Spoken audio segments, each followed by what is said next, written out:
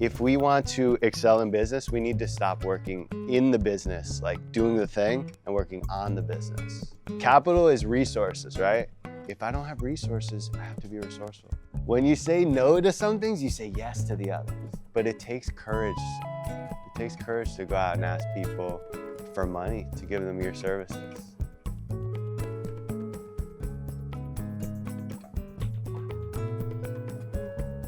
So welcome everybody. This is turning your passion into abundance.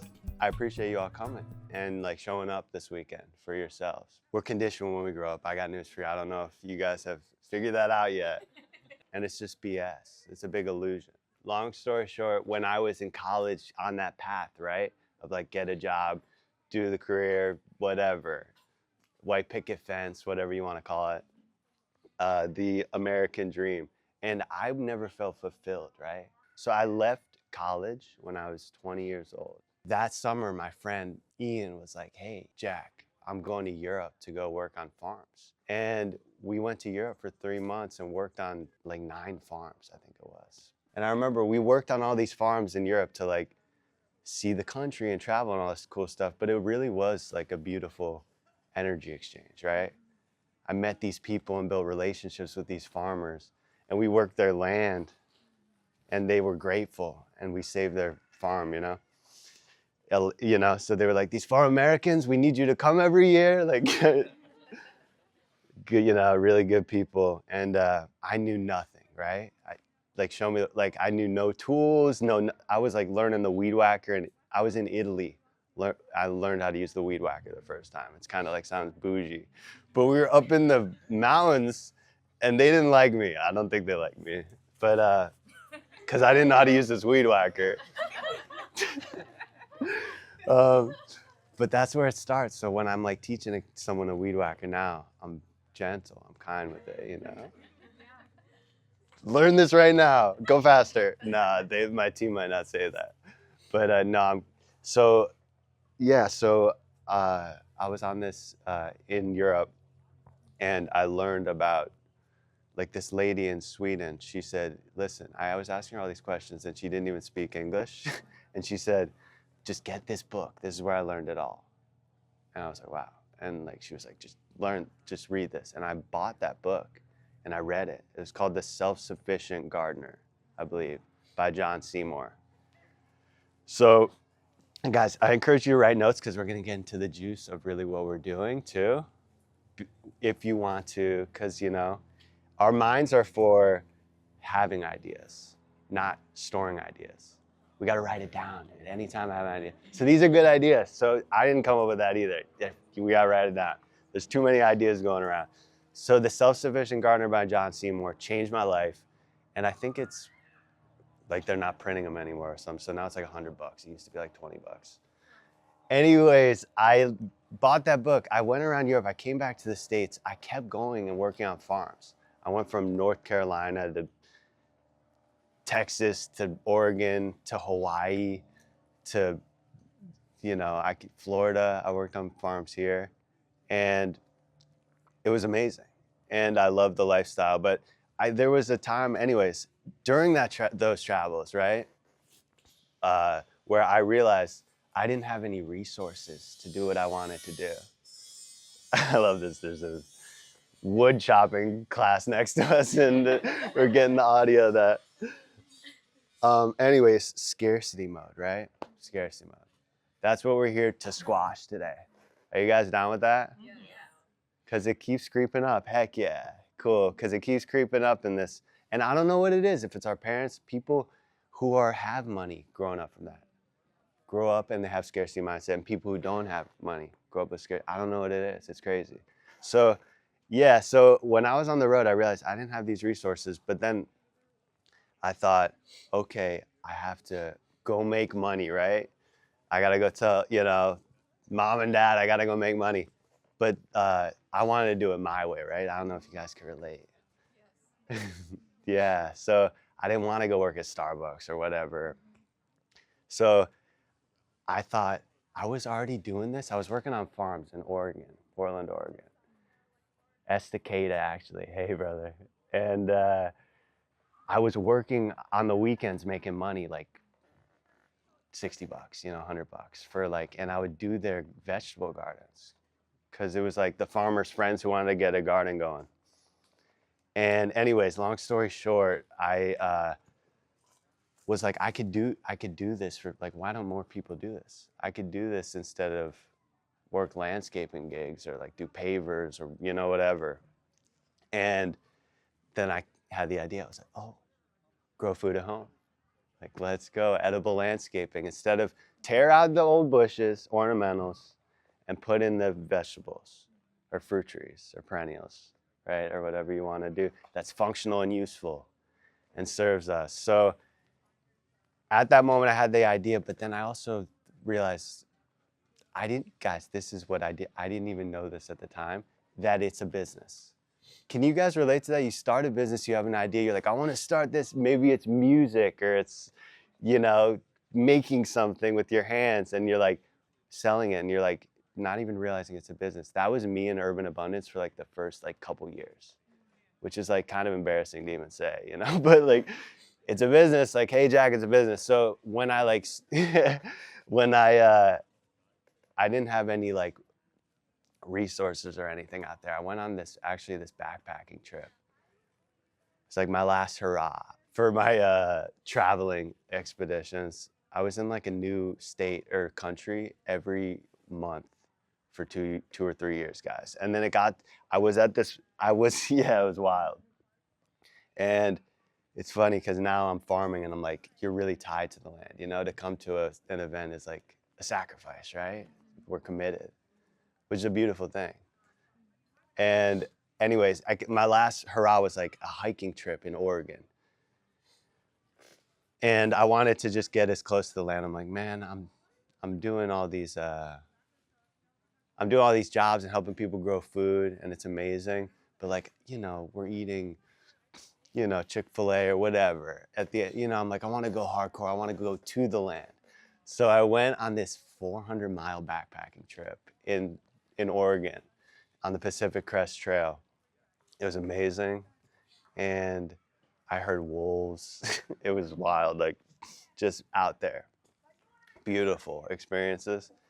And I learned a lot from that. And then after that, I said, okay, let's get serious. I got nothing, like, no like real job leads out here. So I come back to my hometown here in South Florida, North Palm Beach. And it's been a long journey since then to grow it to urban abundance. And I feel like what, where we're at now, and I feel like there's another, level to go from here, right? But anyways, I come here and I start my business. And I didn't expect to give you guys all that background, but I'm glad I did, to frame it and show you guys that like I'm not like, Harvard business guy or whatever, like coming in here to because some people do that in this industry. And it's fine. By the way, we need all the help we can get. That stuff's great. And we're changing our belief systems around that right now. You feel me? It's good. So bringing those skills to the table is good, but I don't come from that, honestly. Like, my family, we weren't poor growing up, for sure. But I think my dad he worked for himself. And I think that really wore off on me. A lot of people I think there's a fear that comes with starting a business sometimes, that people don't want to get started or something. That's okay. But I think I conquered that early. I don't know if it was my dad being like working that way, or it's just in me, but it takes courage. It takes courage to go out and ask people for money to give them your services, right? And it's okay. By the way, a lot of people want your help. When you get into it, they're like, Jack, can you send me that quote? I want your help right now. Come over right now. You know what I'm saying? But today we're gonna learn all those things, and like we're gonna value our service. Write that down, guys. I value my service. And say, I am worth twice as much as I get paid. 10 times as much as I get paid. Write that down. I went to this business conference, guys. Paid a bunch of money for this thing to learn from this amazing guru.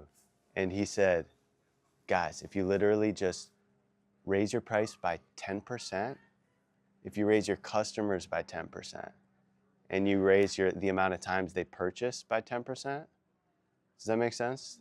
The amount of more customers walking in the door, more times they purchase, more times they come to the door, and you just raise your price. Even if you just raise your price, your revenue like doubles. He did the math. It's insane.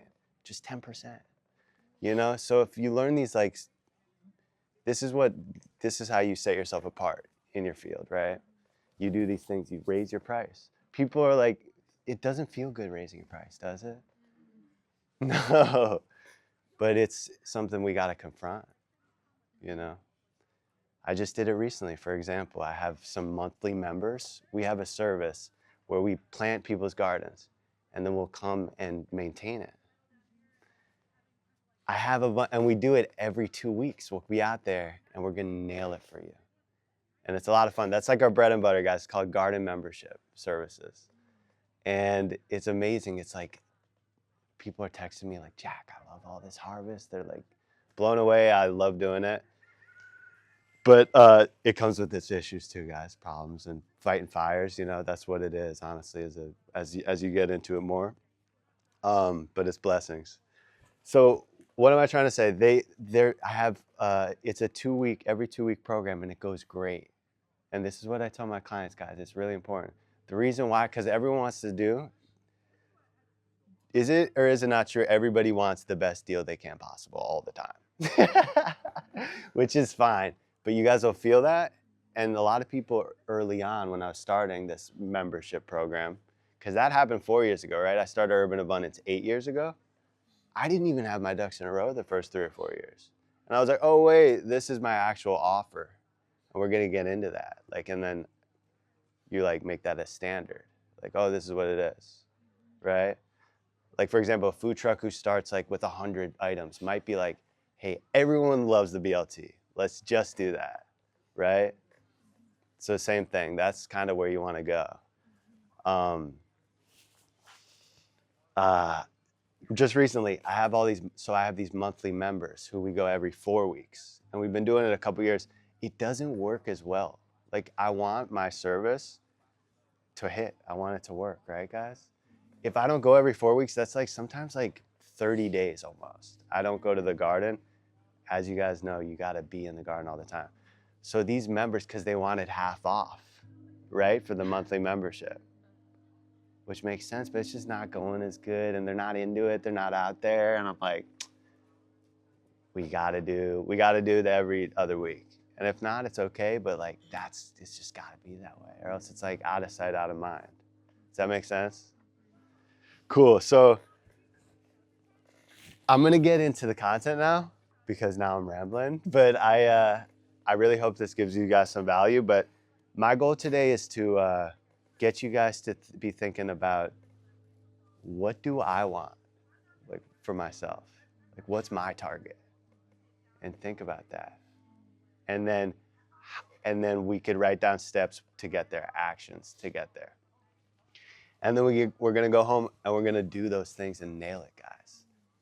The first convergence I went to, when I like met Andy Firk and met all these amazing people, and just like, I went home and I used that fire and I used it at the farmer's market.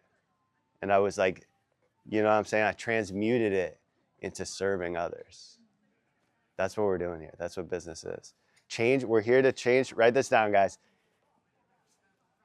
We serve our customers.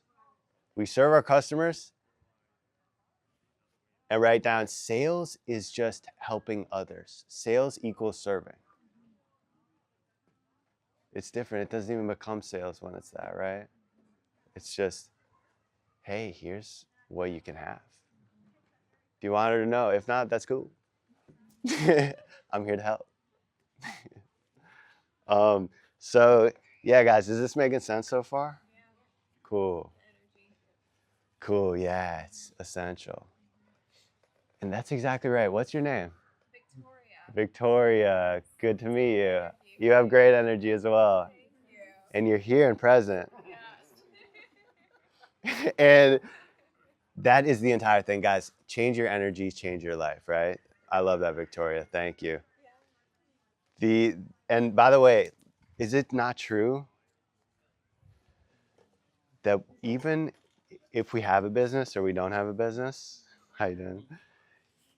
That when we're done talking to somebody, we leave them feeling a certain way every time, all the time. So that's part of nailing it as a business owner, as a leader, right? What energy do we bring to the equation?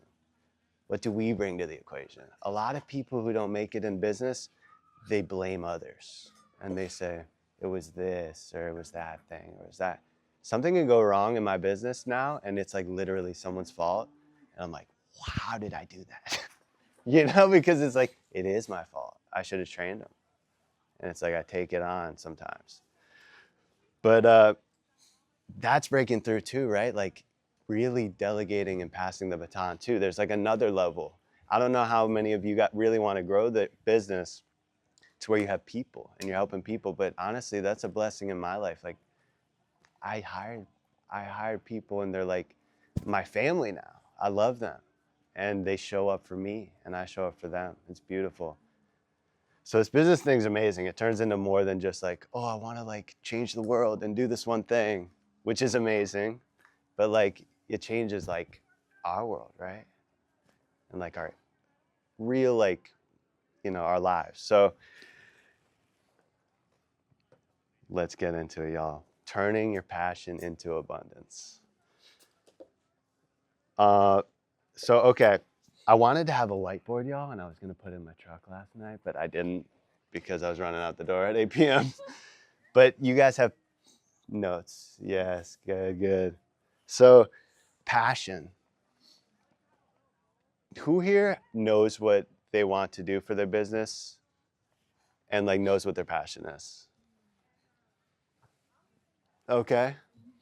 Who here like thinks they want to do business but doesn't really have a passion? They like know exactly what it is. Like they might not know. Okay, cool. That's good. I'm retired. Yeah. Cool. That's amazing too. Retirement business. That's its own game.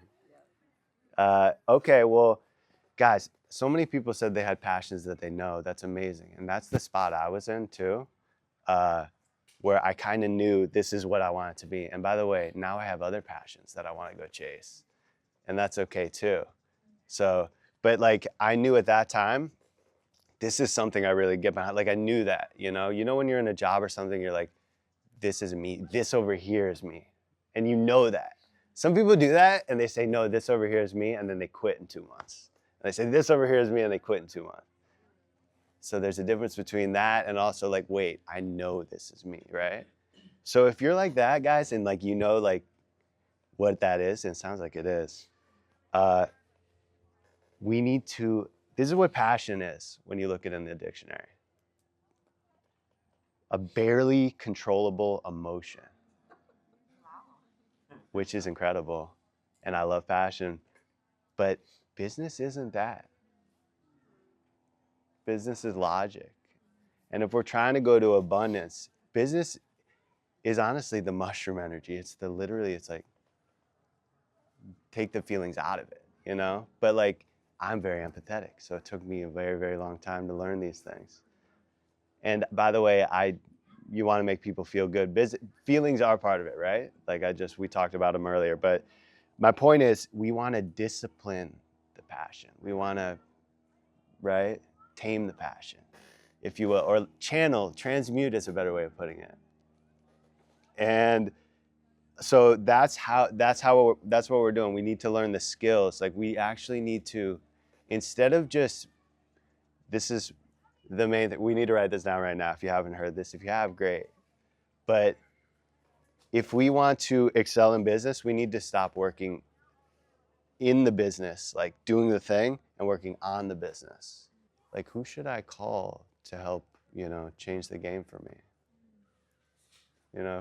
Where could I market my products? Like when I started, I didn't even know I was starting a business. It's wild. right? It's like, what? But at the same time, I was doing all these business things. I was going to farmers markets and I was saying, hey guys, I don't have plants or anything yet. Like I'm starting this like new garden business, but like I want to help people grow in their land. Like, well, do you have a farm? It's like, no, but I want to do it like in your yard if you're interested. Like, oh, okay, yeah. And then I'd meet people and I'd come out that week and I'd plant gardens in the yard. It's like, what? And I do it again every week. And then soon I like, I had a guy who was helping me on the installs. And then I hired an assistant. And by the way, if you guys don't know your first hire, it's an assistant. It's someone to just help you push the ball forward, because that's literally what you're doing as the business owner. You're doing all the things. You just need someone to help you literally fold your laundry as you're, trying to, do whatever your craft is. So why I mentioned that, I was doing all these business things, right? I was trying to change my life at the time and level up as a person, as a man, as all those things. And I think that's important too. We have to change a lot of our old habits, right? And it's a constant progression and iteration of that, right? So it's also, business is a reflection a lot of the time, right? And it's hard to do. It's hard to do. I still face this, you know? So anyways, does that make sense? Passion, guys, barely controllable emotion, not business. So I want to just reel that in, not business. But if we transmute it to business, it's amazing. That's the life I live today. And like, truly, I'm super blessed because I get to do what I'm passionate about. I show up, I'm fired up to help people. Sometimes clients give me a hard time and I'm like, why am I doing this? Literally, but like, I'm pumped to show up, and that's part of it. But we also have a team that's like, I want to be one of those companies that goes to 100 years. How cool would that be? There's like one or two companies that are like 300 years old in Europe, like these old. That's insane. Like they did it. Those people were committed. I don't know what they did, but they did it well. But so the first thing is first, how do you get people to buy your products? You ask them. Where do I ask them, right? Email campaigns. I don't know. Do I have a bunch of social media, right? Farmers markets, whatever that is. Then actions are key, guys, because if you slow down on actions, you're not going to get at that result. But like, how do you really get them to buy? How do you really get them to buy? The state they're in. If you're coming at them like, hey, you got to learn about biochar, like you got to do this, they're going to like be like, dude, have you ever felt that when they're like turned off? Right? So it's salesman, right? You want to be the buyer, right? Yeah, that's part of that. So they learn that the state you're in, matters. So, right? So it's really important. It's about being learning psychology almost, right? With people. And that's, yeah. So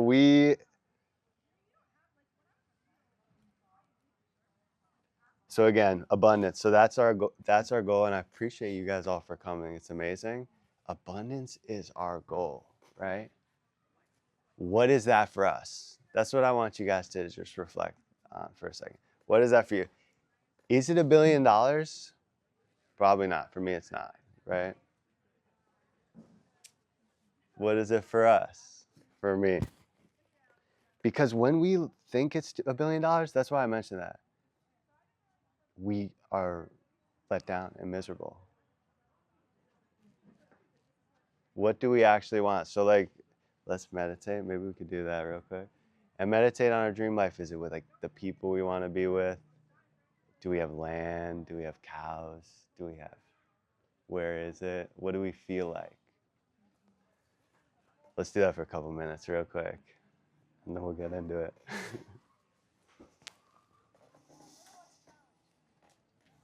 Just let it flow. What could it be? It might not be that now.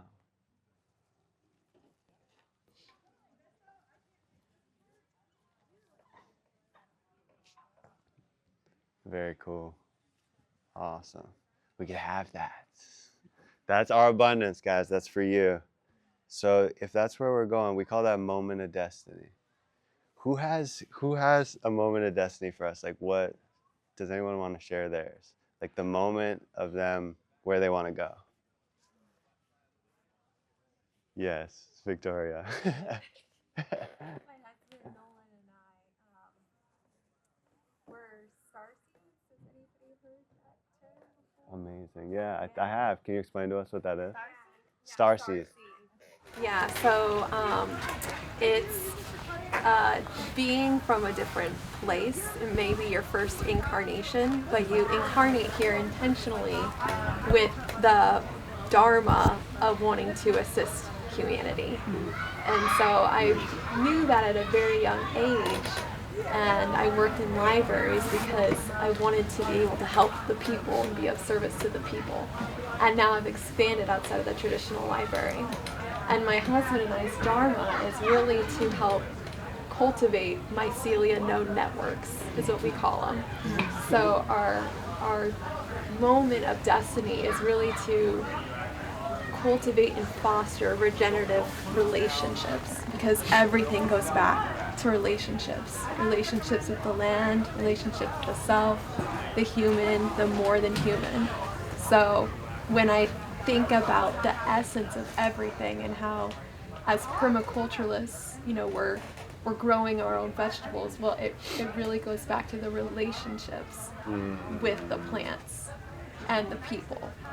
Beautiful. And all the living. Yes.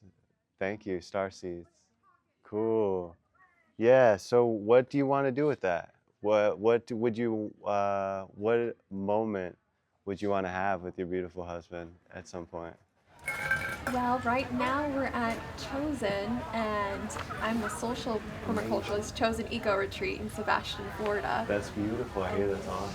It is, and it's been such a wonderful abundance frequency for us, because all of these people who are drawn to the land and really echo that they receive healing just by stepping on the land and being in a relationship with the land. That is a moment of destiny every time we gather, and more hearts are called to the space. And they're touched. Yeah, and they're touched, and it's just... And by the way, we might be living in that right now. Yeah, it's amazing. abundance We might have frequency. that. It's cool. Cool. Yeah, all the different forms of capital.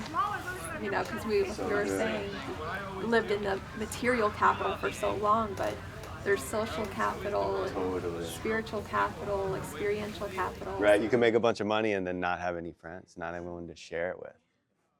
You want to share. Like when I have all my abundance harvest, I like naturally give it to a bunch of people, right? So you want to share it. So thank you, Victoria. Amazing. So now that we know what our target is, and by the way, it's good to do it in numbers. Like we need I'm not a spreadsheet guy. Who here does not like Excel? Yeah, who here does? Yeah, oh my goodness, yeah. It's funny, all the people who aren't in all the people who are in computer screens all day want to do all this stuff. They're like, I want to be out there with you, And the people who are out here with us are I'm realizing need the spreadsheets and stuff too, we need each other. But but the key is to be organized, guys. All the time. People walk into my office, they're like, and I think it's a mess. They're like, oh my God, you're so organized. They look at my whiteboard, you're so organized. Organization. If you want to be an organization, we have to be organized. Organized. And part of that is knowing what our targets are and reporting on that every month. So it's like, am I looking at my bank account every day? Probably not. Am I reporting on these are things we got to be doing, guys, on my accounting and looking at it every month. I want to, because I showed you guys there's two things that motivate us. It's pleasure and pain. We talked about pleasure earlier. We thought about what we could have. I want you to feel pain though. Okay? Are you guys down with me? To go through the pain. So is it or is it not true that in nature, it's either growing or it's dying? There's no really in between. You're either growing or you're dying. That's the nature of business. You're either growing or you're dying. Imagine, we should really do a meditation where it's 2 minutes of us imagining our business and experiences and salary, paycheck, whatever comes in, our experiences, social capital we have, our bank accounts, our house, our love life, all of it, everything we want to have an abundance of stays the same month after month for the next 20 or 30 years. I'm guessing not all of us want that, right? Yeah, me neither. And I love my life. It's funny. It's like I like a lot of aspects of my life, but like we want to be growing. I think it's a human need of ours too. So we want to be reporting, guys, every month. If there's one takeaway, like look at them and just do a little graph. What were you making every month and see if it even makes sense, guys. Because one time I started a farm because I was all gung-ho. After doing like all these garden beds, I had like 5 or 10K saved. I'm like, I'm gonna go buy land. I'm like, nope. I'm like driving 3 hours away looking for land, like not knowing what I'm doing. And I ended up, anyways, I started a lady at the farmer's market met me and was like, hey, you could come on my land and work the land. And she opened up her whole space for me to do this. And I started the farm and it was great. And by the way, it turned into this amazing thing where we had plant sales and workshops. And I transformed this lady's space. Like even if I just did that, the whole thing was worth it. But I started this farm over there and spent probably that whole 10K, and then I went to my friend and was like, hey, can you help me invest in this farm? Like this lady has land now and I really need money. I realized I need capital. We need capital to do big things. That's why nonprofits are great. People with big money come in and give us, it takes money, So that's what we're trying to do, right? So this is what he said. He said, you could do it yourself. You have the land. You have money, go get the tools, start doing it. And that was an important lesson because it wasn't like someone's not gonna just do it for you. He's like, you can start with what you have now. So the answer to almost every one of our questions, guys, is resourcefulness. Write that down, resourcefulness. Capital is resources, right? If I don't have resources, I have to be resourceful. And when I do have resources, I got to deploy them properly. Strategic. We think we work on our business. Remember that, guys? Okay, now that I have 4K in my bank account. I have 14K I have 40, whatever it is. Like you're now like, wow, I finally am making money from this business thing.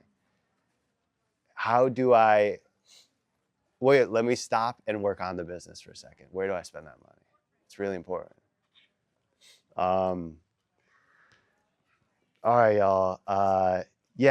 So I wanted to make that point. How are we doing on time? We're cruising. Is this helpful? Are people getting stuff out of this? Cool. I started this farm and started selling produce at the market because I was like, this is important, guys.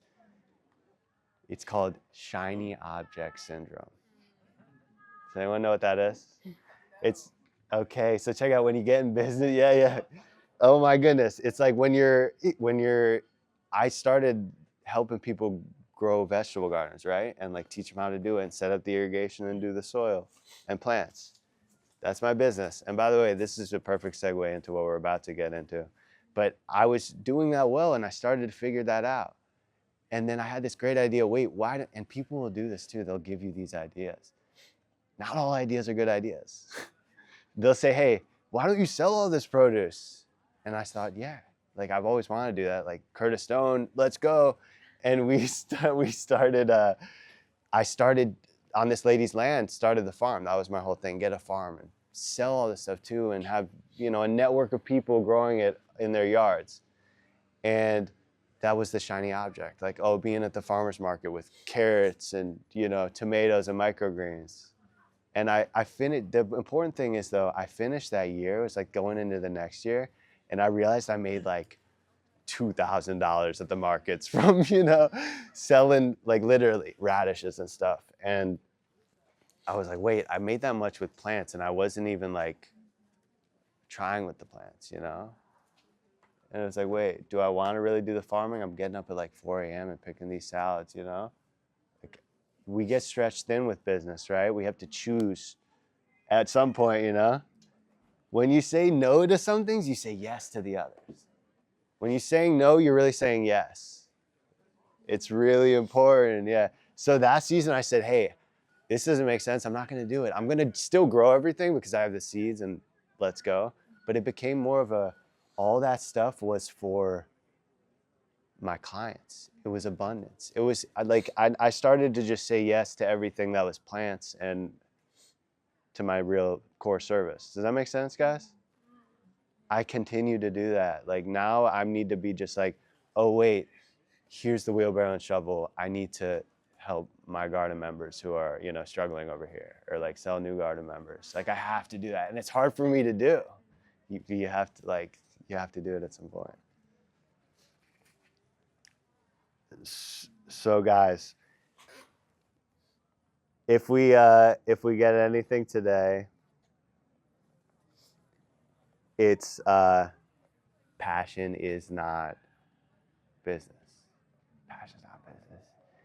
But it's sexy and romantic and all these things, and right? So, but we want to transmute it to business, to abundance, to real business. Because by the way, real business and abundance, it doesn't look like this week, like it was me getting up early and working all week and like showing up to my team, and there were like issues. It's not glamorous. That's my point.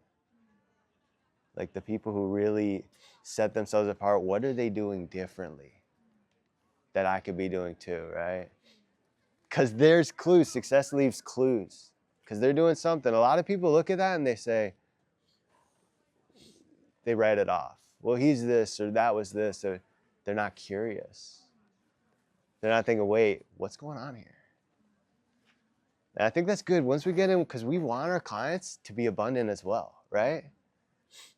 Or do we not? Or do we want to work with, we want them to be abundant. So like I encourage that. So they will feel that. If you come into their space and you start judging their nice pool and stuff, do they want to work with, you know what I'm saying? We want to feed each other's abundance. So that's right.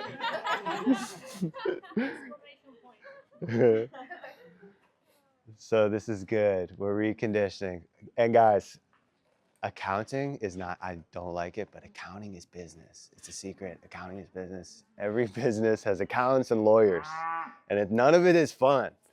But you need to be on the same page with the accountant, because that's when I met him. He kind of told me these things.